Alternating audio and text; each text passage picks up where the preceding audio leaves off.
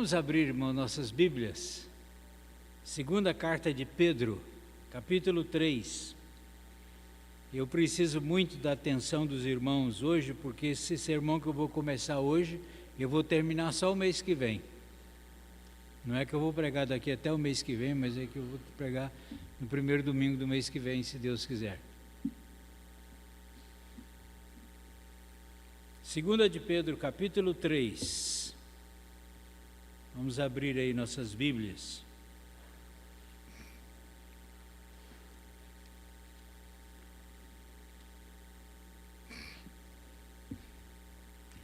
A palavra de Deus diz assim: amados, esta é agora a segunda epístola que vos escrevo. Em ambas procuro despertar com lembranças a vossa mente esclarecida, para que vos recordeis das palavras que anteriormente foram ditas pelos santos profetas, bem como do mandamento do Senhor e Salvador, ensinado pelos vossos apóstolos, tendo em conta, antes de tudo, que nos últimos dias virão escarnecedores com seus escárnios, andando segundo as próprias paixões e dizendo: onde está a promessa da sua vinda? Porque desde que os pais dormiram, todas as coisas permanecem como desde o princípio da criação, porque deliberadamente esquecem que de longo tempo houve céus, bem como terra, a qual surgiu da água e através da água pela palavra de Deus, pela qual veio a perecer o mundo daquele tempo afogado em água. Ora, os céus que agora existem e a terra, pela mesma palavra, têm sido entesourados para o fogo, estando reservados para o dia do juízo e destruição dos homens ímpios. Há todavia uma coisa, amados, que não deveis esquecer, que para o Senhor um dia é como 1000 anos e 1000 anos como um dia. Não retarda o Senhor a sua promessa, como alguns a julgam demorada. Pelo contrário, Ele é longânimo para convosco, não querendo que nenhum pereça, senão que todos cheguem ao arrependimento. Virá, entretanto, como ladrão o dia do Senhor, no qual os céus passarão com estrepitoso estrondo, e os elementos se desfarão abrasados, também a terra e as obras que nela existem serão atingidas. Visto que todas essas coisas hão de ser assim desfeitas, deveis ser tais como os que vivem em santo procedimento e piedade, esperando e apressando a vinda do dia de Deus, por causa do qual os céus incendiados serão desfeitos e os elementos abrasados se derreterão. Nós, porém, segundo a sua promessa, esperamos novos céus e nova terra, nos quais habita a justiça. Até o versículo 13. Meus irmãos, alguém sabiamente disse o seguinte: muito do que nós precisamos aprender é o que temos esquecido. Parece que Pedro concorda, ou concordava com isso, porque nesse texto que lemos, parece que Pedro mostra a razão por que ele escreveu as suas duas cartas. Seu objetivo principal era lembrar os cristãos de alguma coisa. A princípio, como nós sabemos, os cristãos da dispersão, aqueles que haviam sido dispersos por causa da perseguição. E depois, irmãos, pela inspiração do Espírito Santo, a todos nós. É interessante notar que ele não está planejando ensiná-los alguma coisa nova, mas ele quer lembrá-los de coisas antigas que eles já sabiam. Tem um famoso escritor inglês que disse o seguinte: não é adequadamente entendido que muitas vezes o homem deve ser mais lembrado do que instruído. Isso é verdade, irmãos. Mas, infelizmente, muitas vezes nós estamos mais interessados em receber novas instruções e novas instruções. Gostamos mais de ouvir algo novo do que ser lembrados as coisas importantes que nós esquecemos. Mas quase sempre não precisamos de algo novo. Precisamos sim apenas ser lembrados daquilo que nós já sabemos. Pedro então nos conta nesse texto que ele quer nos lembrar algo para que possamos ser levados a pensar sadiamente no nosso mundo. Deus nos deu um cérebro e Ele espera que nós o usemos especialmente para pensar. Ele projetou o nosso cérebro para ser pensante. E por falta de pensar, irmãos, muitos têm engolido sapos, muitos têm sido enganados e ludibriados nos dias que nós estamos vivendo, especialmente quanto à religião. Deus espera que o adoremos sobre todas as coisas com a nossa própria mente. E isso quer dizer que nós precisamos ser crentes pensantes. E os nossos pensamentos precisam estar centralizados na palavra de Deus. Pensar em consonância com a palavra de Deus hoje parece não ser uma coisa muito comum, parece não ser uma coisa muito simples. Então há muitas coisas na palavra de Deus que nós precisamos relembrar. Por isso, como Pedro, eu gostaria de nessa noite começar relembrando a cada um de nós que podemos ter pensamentos sadios. Vamos lembrar que quando nós ouvimos alguém, uma preleção, por exemplo, quando nós ouvimos, normalmente nós esquecemos 90% daquilo que falamos, ou daquilo que ouvimos. 90%. Eu estou consciente de que os irmãos vão esquecer 90% daquilo que eu vou falar aqui hoje à noite. Por isso nós precisamos de alguém que esteja sempre nos relembrando o que Deus espera de nós. E o que é que Pedro quer nos lembrar? Ele mostra que nós precisamos ter pensamentos sadios sobre o meio ambiente. Veja o que ele nos ensina nesse texto. Primeiro, ele está preocupado com o ambiente intelectual que a igreja está vivendo. O povo estava pensando de uma certa maneira, e o que as pessoas estavam pensando é muito fácil a gente ver, porque eles estavam abusando, eles estavam escarnecendo, eles estavam debochando dos crentes. O mundo rejeitava aquilo que os crentes estavam dizendo, aquilo que os crentes estavam ensinando. E o que é que os crentes estavam dizendo? Eles estavam dizendo o seguinte: Cristo voltará novamente para buscar os seus. Cristo vai voltar para buscar a sua igreja. E nós precisamos estar esperando a volta de Cristo. E as pessoas então diziam: isso é absurdo, que coisa mais sem nexo, que coisa mais sem sentido, isso não faz o menor sentido.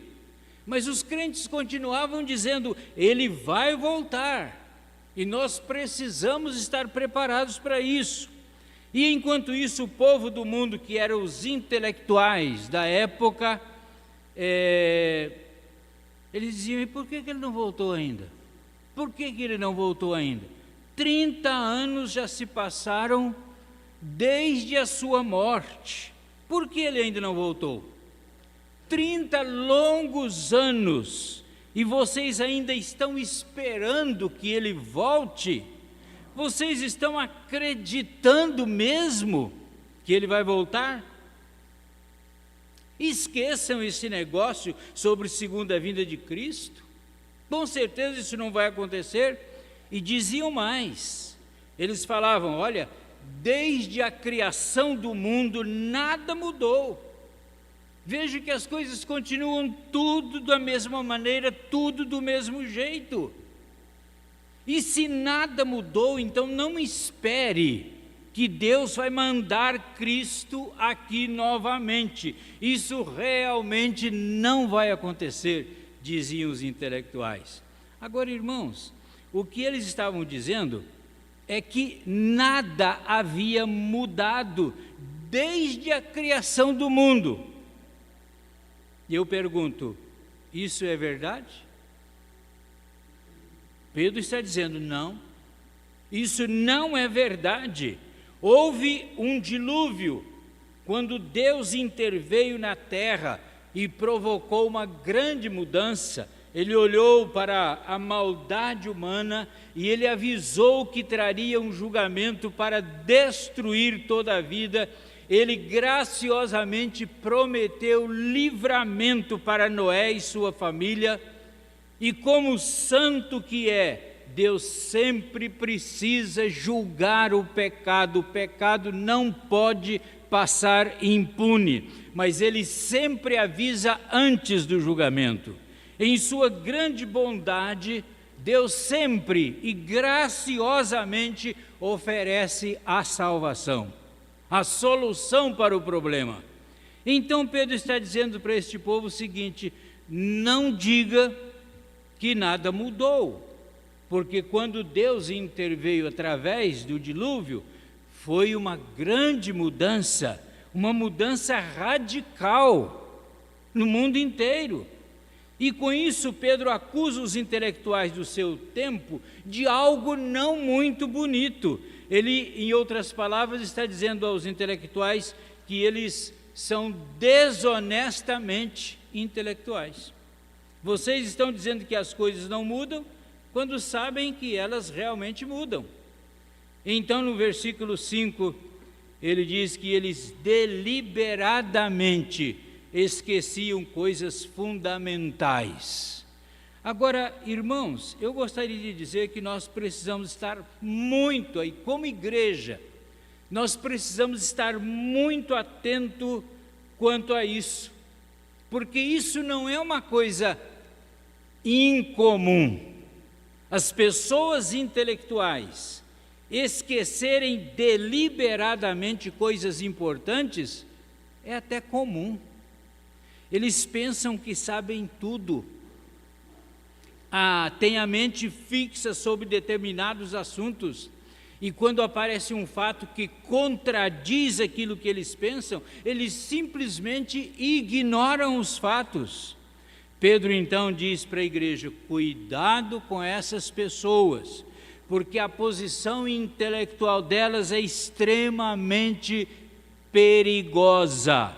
A posição intelectual delas tem uma base falsa, porque ignoram deliberadamente certos fatos. Eles estão chegando a conclusões erradas. Eles estão considerando Deus irrelevante. Eles estão considerando a palavra de Deus irrelevante. A própria encarnação do Filho de Deus foi uma tremenda intervenção de Deus, porque a encarnação do Filho de Deus mudou profundamente até o rumo da história.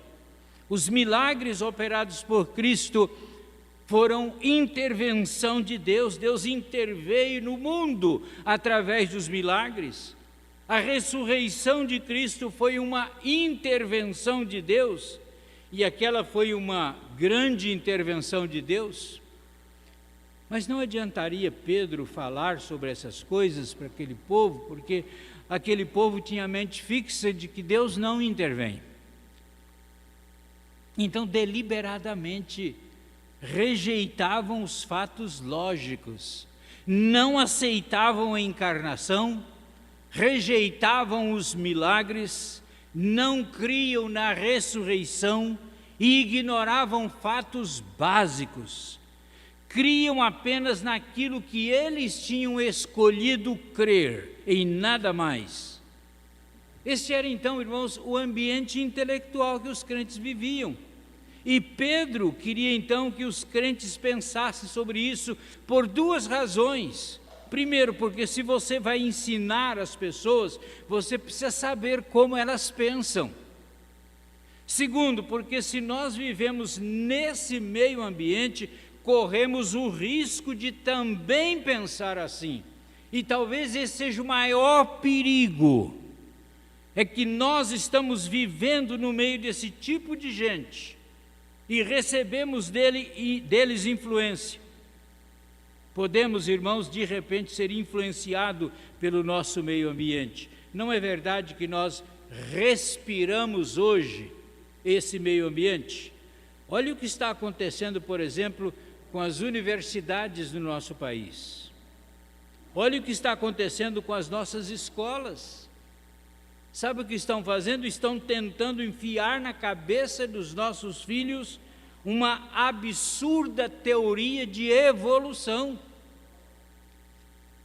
Não é verdade, irmãos, que a maioria dos crentes em Cristo Jesus gastam mais tempo diante da televisão do que lendo a palavra de Deus? Quer dizer, estão mais expostos a isso do que a palavra? Não é verdade que nós estamos mais familiarizados com as notícias do que com a palavra de Deus? Não é verdade que eles conhecem melhor o seu time de futebol do que a palavra de Deus? E eu pergunto, qual é a filosofia dos meios de comunicação? É a filosofia de que Deus está intervindo no mundo? É a filosofia de que Deus é relevante? Não. Ao contrário. É a filosofia de que Deus não intervém. É a filosofia de que Deus é inoperante. Agora, eu sei que os irmãos sabem disso, mas eu só queria lembrá-los novamente. Tomem cuidado com o ambiente intelectual da nossa época. Ele é extremamente perigoso, ele é sem Deus, ele é pagão, ele é extremamente sutil. E aí está então presente nas escolas, mais do que nunca, defendendo teoria da evolução e rejeitando Deus como Criador. Então, em primeiro lugar, Pedro está preocupado com isso, com o ambiente intelectual que a igreja está vivendo, o ambiente intelectual que os nossos filhos estão vivendo. Quem é professor aqui sabe do que eu estou falando, com certeza. As minhas filhas são professoras e elas comentam comigo direto. Mas, em segundo lugar, Pedro está preocupado com o ambiente moral em que viviam. Ele estava preocupado não só com o que pensavam, mas também com o que faziam. É isso que está dizendo aí no versículo 3, olha aí. Ele diz, essas pessoas estão andando segundo as suas próprias paixões. Todo mundo concorda, irmãos, que o mal está presente no mundo. Basta lembrar pessoas como Hitler, que massacrou os judeus na Segunda Guerra Mundial. Basta lembrar de pessoas como Mao Tse-tung, que matou milhões de pessoas. Não temos como negar o mal. Então, todos os que creem que há um mal terrível na terra, e sabem disso, todos sabem que o mal está presente no mundo. Mas o mal não é o mundo. Não são as pedras, não são as árvores, não são as montanhas que são más. É o homem que é mau. Então há algo de mal na personalidade humana. Olhe para a sua vida e você vai ver isso. Não precisa olhar para os outros não, olhe para o seu coração. Isso é um ensino bíblico. Nós precisamos de um poder maior para controlar humanidade e há apenas um poder capaz de fazer isso. É o poder de Deus. Só o poder de Deus é maior do que o poder do mal. Nós não temos poder para vencer o mal por nós mesmos, não somos capazes.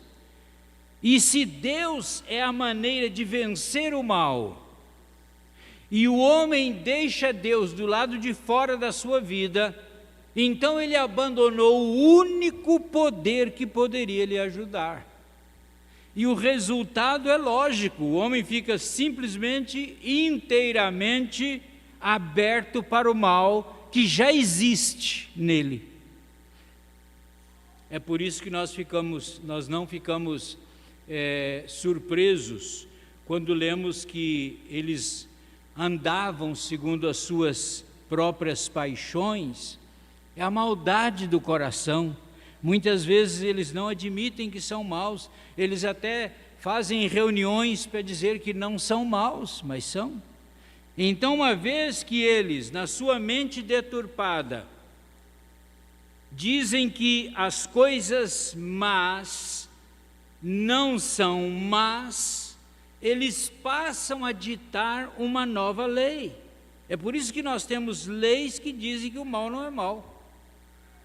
Nós temos leis dizendo que a imoralidade dos nossos dias não é imoralidade. A imoralidade dos nossos dias está até mesmo sendo defendida. O sexo fora do casamento passou a ser uma coisa absolutamente comum. Meus irmãos, eu quero lembrar que Deus vai intervir. Deus vai intervir com um poderoso julgamento, creiamos ou não nisso. Vamos lembrar de uma coisa: quando se tem um problema intelectual, tem-se também o problema moral, porque nós fazemos aquilo que nós pensamos. Se nós cremos que Deus é irrelevante, então nós vamos ser vítimas da nossa própria má natureza que existe em nós. Então pense como isso acontece no mundo de hoje. É um mundo extremamente perigoso. A gente não se dá conta disso, mas é uma realidade. É um mundo que está se deteriorando moralmente a cada dia.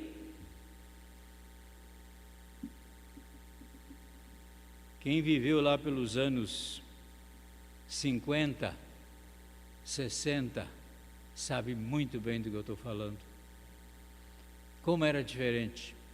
Hoje é um mundo de confusão, de desarmonia, de infelicidade. É um mundo cheio de filosofia satânica, de que Deus não é irrelevante. Esse é o nosso mundo, como o de Pedro.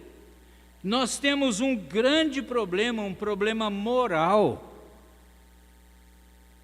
Eu sei que você sabe disso, eu queria apenas lembrá-lo novamente. E lembrá-lo porque se a gente vai ensinar para as pessoas, a gente precisa saber que elas têm um problema moral.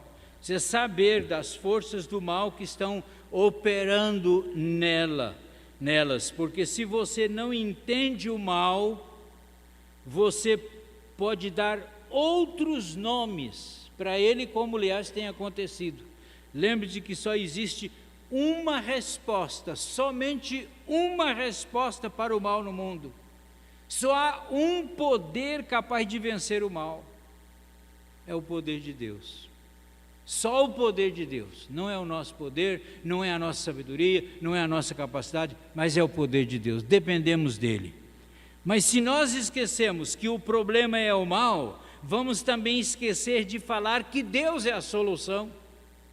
E isso tem acontecido. Se nós estamos vivendo em um mundo onde o padrão moral está se declinando e nós estamos respirando toda esta maldade, seja por que meio for, então os nossos padrões morais tendem a ir se reclinando também.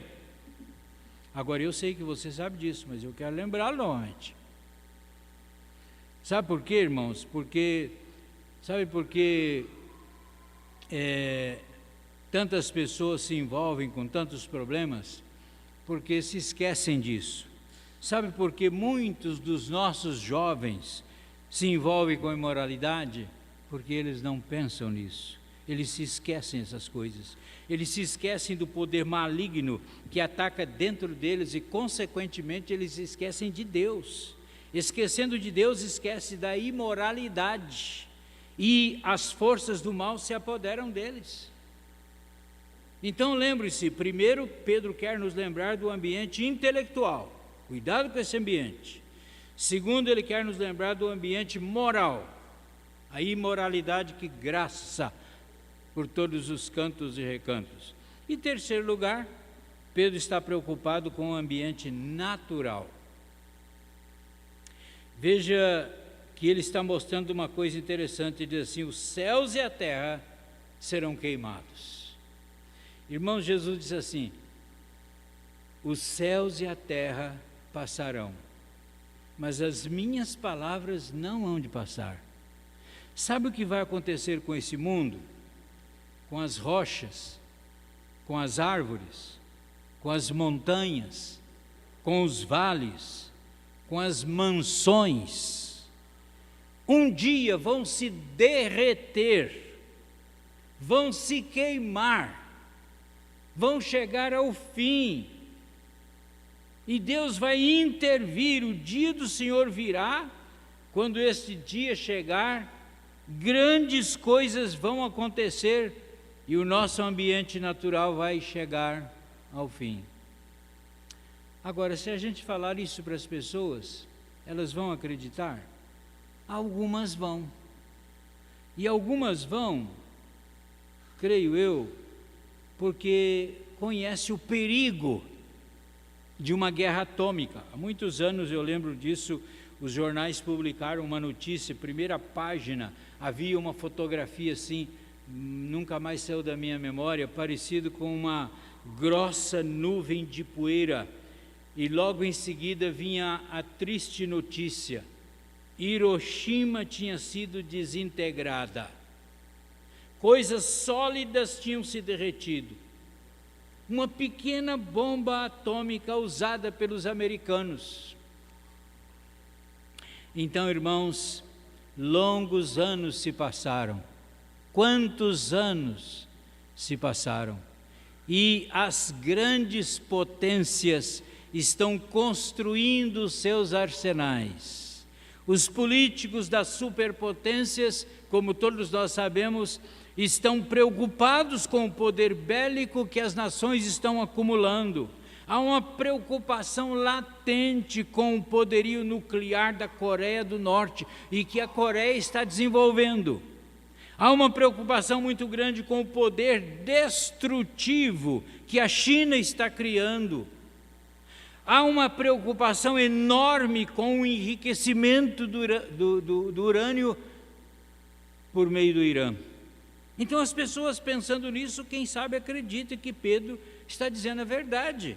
Elas podem desdenhar da Bíblia, mas não podem desdenhar sobre o poder nuclear do mundo. E é isso, irmãos, que Pedro está dizendo sobre esse ambiente natural. Ele diz: esse ambiente não vai durar para sempre, não vai durar muito. Mas muitas pessoas estão vivendo como se este ambiente fosse durar para sempre. Estão se agarrando a isso com toda esperança. Tudo que eles têm é o ambiente natural. Tudo que eles têm é aquilo que eles podem, de alguma forma, tocar. Tudo que eles têm é o mundo onde eles vivem. As coisas que são espirituais não têm significado para eles. Para eles, o que vale são as coisas naturais. Nada mais. Agora, se pensarmos bem, estas pessoas têm um sério problema. Por quê? Porque elas estão colocando sua confiança, elas estão colocando seu coração em tudo aquilo que um dia será destruído. E eu creio que não vai demorar muito mais. Não estão colocando a fé na única coisa que vai durar para sempre. Jesus falou assim: não acumuleis tesouro sobre a terra, porque a traça vai roer isso, porque a ferrugem vai consumir isso, porque ladrões vão pegar isso. Ou quem sabe um holocausto nuclear vai destruir isso. Portanto, não vale a pena ficar acumulando tesouro aqui, não. Não ponha sua confiança nessas coisas aqui, ponha o seu coração em Deus. Ponha sua confiança em Deus, o seu tesouro lá no céu, porque aí o seu coração vai estar no céu. Mas as pessoas que consideram Deus irrelevantes, sem importância, pessoas que vivem apenas pelas suas paixões mundanas, não acreditam. Eles têm apenas um mundo natural, eles lutam por um espaço maior, eles querem um espaço maior aqui, mas tudo isso vai passar, vai acabar em nada. Agora, eu sei que os irmãos sabem disso, mas eu queria lembrá-los novamente. E qual é a nossa alternativa? Irmãos, voltemos o nosso coração para Deus. Essa é a nossa alternativa. Em Deus nós temos toda a riqueza celestial a nos esperar, a certeza do cuidado de Deus enquanto estivermos aqui e a mansão celestial a nos guardar na eternidade. Lembre-se que nós somos amados de Deus em Cristo Jesus nosso Senhor. Cristo se sacrificou por nós e Ele espera que o nosso coração esteja em Deus e não nas coisas deste mundo. Nós hoje vamos participar da ceia, que nos faz lembrar a morte expiatória de Cristo Jesus em nosso lugar. Então, meus irmãos, que Deus nos ajude a voltar o nosso coração inteiramente para Ele, a pensar sobre as coisas de acordo com a sua mente e a existir para a sua glória. Que Deus nos ajude a viver assim.